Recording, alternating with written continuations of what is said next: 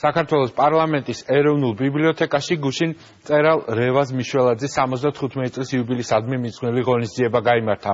საღამოზე რევაზ მიშველაძის შემოქმედებასა და მოღვაწეობაზე მისმა კოლეგებმა ისაუბრეს. ღონისძიებაში ასევე მონაწილეობას იღებდნენ სხვადასხვა ფოლკლორული ანსამბლები. ისინი მსმენელის წინაშე ხალხური სიმღერებით წარსდგნენ.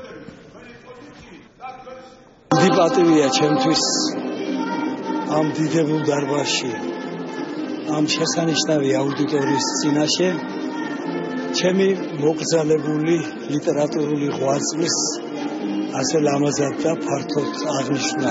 რა შეიძლება ითქვას ბატონ რევაზ მიშველაძეზე, კაცზე, რომელსაც უამრავი პრემია აქვს, სხვა რომ არაფერი ვთქვათ, რუსთაველის პრემიის ლაურეატია, ქართული მწერლობის რაინდი, სახალხო მწერალი და შეიძლება ითქვას, რომ ის თანამედროვეობაში მხოლოდ ჭაბო ამირეჭებს ერთად არის ასეთი დიდი წოდების მფლობელი და მაინც დღეს ამ საღამოზე სიმართლე ვთქვათ, შემეც კი მომადგა ისეთი სიყვარული დახვდნენ ქართველი მკითხველები.